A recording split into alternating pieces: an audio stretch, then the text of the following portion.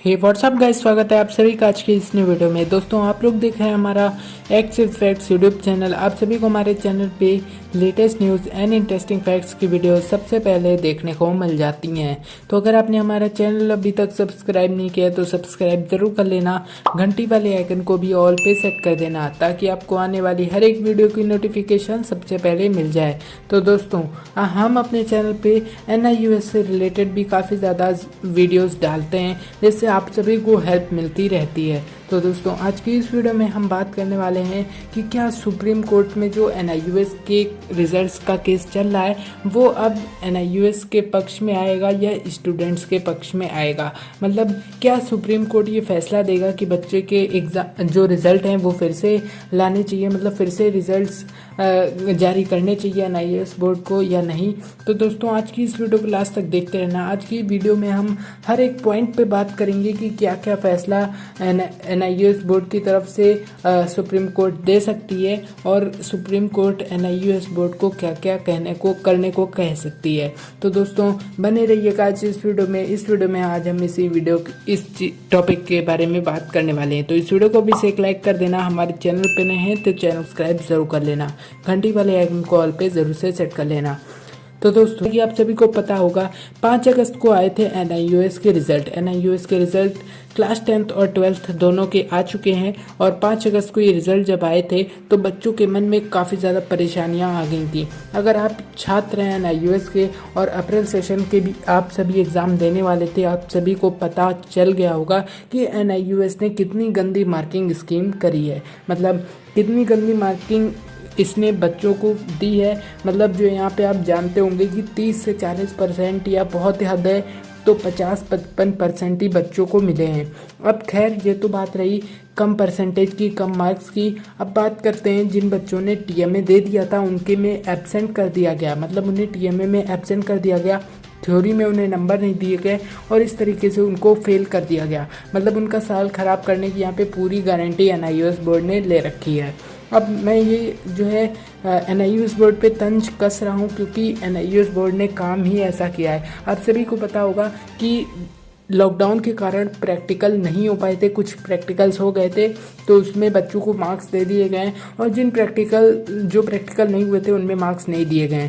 लेकिन NIUS board ने करा क्या है, कुछ छात्रों के साथ ऐसा किया कि उनको प्रैक्टिकल में एब्सेंट लगा दी और NIUS बोर्ड ने उन बच्चों को भी फेल कर दिया गया, जो कि बहुत बड़ा अन्याय है। अब बात आती है कि NIUS बोर्ड ने जो बच्चे हैं उनको जिनके फुल नंबर है TMA में 20 नंबर अगर आपके TMA में है तब भी स्टूडेंट को ज़्यादा से ज़्यादा 40 या 45 नंबर तक ही उन्हें थ्योरी के सब्जेक्ट्स में दे दिए। मतलब पूरे की पूरी यहाँ पे है बच्चों को फेल करवाने की और उनका फ्यूचर डिस्ट्रॉय करने की। तो आप सभी को पता होगा जो स्टूडेंट कोटा में पढ़ते हैं या कोई भी ऐसी कोचिंग्स में पढ़ते हैं या कोई भी ऐसे कंपटीशन की तैयारी कर रहे होते हैं 10th के बाद से, तो उनके लिए काफ़ी बड़ी दिक्कत हो गई, जो कि एडिशनली मतलब पढ़ाई के साथ साथ कॉम्पिटिशन्स की तैयारी करते हैं तो उनके साथ काफ़ी ज़्यादा ये परेशानी हो गई क्योंकि उनका जो परसेंटेज है वो तो कम हुआ ही, साथ ही साथ जो वो तैयारी कर रहे थे जिस भी सब्जेक्ट की, चाहे वो IIT हो या JEE हो या नीट हो, मेडिकल लाइन या कोई भी हो, तो वो अब उस एग्ज़ाम में अपीयर ही नहीं कर सकते हैं इतने कम परसेंटेज के साथ। तो मतलब उनका पैसा भी खर्च हुआ, उनकी मेहनत भी ख़राब हुई और उनका टाइम भी वेस्ट हो गया।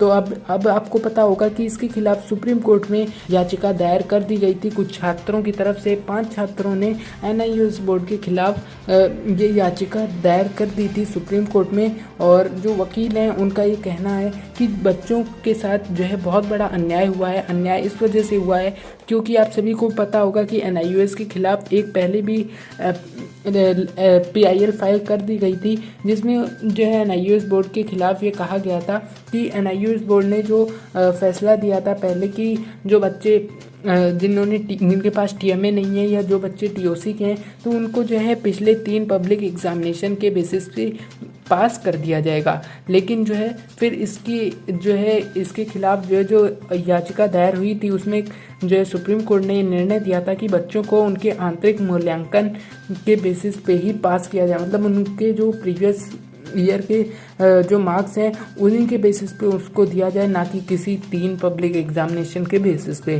तो इसी को देखते हुए NIOS बोर्ड ने फिर से ये उल्लंघन किया है, क्योंकि NIOS बोर्ड ने जो ये छात्रों को मार्क्स दिए हैं ये इन्होंने पिछले 3 पब्लिक एग्जामिनेशन के बेसिस पे दिए हैं। अब सुप्रीम कोर्ट का ये जो केस है, अब ये आप अगर सोचते हैं कि NIOS के रिज़ल्ट फिर से रिज़ल्ट आएगा या नहीं, तो मैं आप सभी को बताना चाहता हूँ कि रिज़ल्ट यहाँ पे फिर से आने के 100% चांसेस मुझे तो लग रहे हैं, क्योंकि जो छात्रों को का भविष्य इन्होंने ख़राब किया है, मतलब 60% ऐसे छात्र हैं जिनका जो है 50% से कम परसेंटेज यहाँ पे आया है।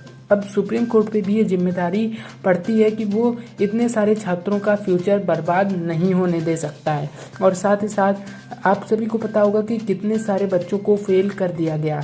अब ऐसे में जब सुप्रीम कोर्ट ने कहा था कि बच्चों को प्रमोट करा जाए, NIOS बोर्ड ने सीधे बच्चों को फेल कर दिया। तो आप समझ रहे होंगे कि कितनी बड़ी ये यहाँ पे अब NIOS बोर्ड को लताड़ पड़ने वाली है।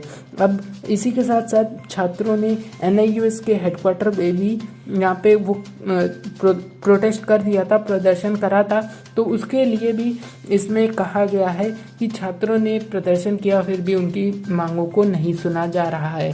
तो ऐसे में अब देखने वाली बात यही होगी कि सुप्रीम कोर्ट का निर्णय क्या आता है। लेकिन आप सभी को मैं बताना चाहता हूँ कि जो सबसे बड़ी चांसेस बन रही है वो यही है कि आप सभी का रिज़ल्ट यहाँ पे फिर से आ सकता है। और यहाँ पे अब जो बच्चे सोच रहे हैं कि जिनको अच्छे मार्क्स मिल गए उनका क्या होगा, तो मैं उनसे कहना चाहता हूँ, या जिन बच्चों के एवरेज मार्क्स दिए गए हैं 40 से 50%, अगर वो सोच रहे हो कि हमें क्या फिर से फेल कर दिया जाएगा या नहीं, तो दोस्तों आप सभी को पता होगा कि ये जो फाइल हुई है PIL, इसमें जो यही मुद्दा उठाया गया है कि बच्चों को बहुत कम मार्क्स दिए गए हैं। अब अगर इस बार भी अगर दोबारा रिजल्ट आता है और इसमें भी कम मार्क्स दिए जाते हैं NIOS बोर्ड की तरफ से बच्चों को, तो फिर से सुप्रीम कोर्ट में केस जरूर होगा, क्योंकि सुप्रीम कोर्ट के निर्णय का ये उल्लंघन हो जाएगा। तो अब NIOS बोर्ड जितने आपके परसेंटेज हैं उससे ज़्यादा ही आपको देने की कोशिश करेगी, उससे कम आप सभी को परसेंटेज देने की कोशिश यहाँ पे नहीं कर सकती है।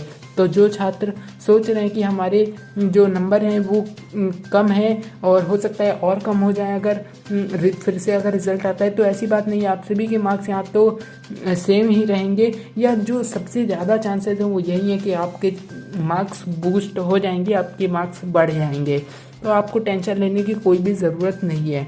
और जो बच्चे सोच रहे हैं कि एडमिशन हमने ले लिया है इस मार्क्स के बेसिस पे, तो उनका क्या होगा, तो मैं उनसे बताना चाहता हूँ कि उनका कोई दिक्कत नहीं है। आप अभी इसके बेसिस पे उन्होंने एडमिशन ले लिया है, कोई दिक्कत नहीं है। आप सभी को फिर से जो न्यूज़ रिज़ल्ट आएगा वो ऑटोमेटिकली हो सकता है जनरेट हो जाए आपकी यूनिवर्सिटी या कॉलेज के लिए, क्योंकि डिजिलॉकर के माध्यम से आप सभी ने यहाँ पे जमा की है अपनी मार्कशीट। तो दोस्तों आई होप आप सभी को इस वीडियो में मज़ा आया होगा। इस वीडियो में इतना ही, आशा करता हूँ आप सभी को वीडियो पसंद आई होगी। दोस्तों मिलते हैं अपनी अगली वीडियो में, तब तक के लिए जय हिंद जय भारत।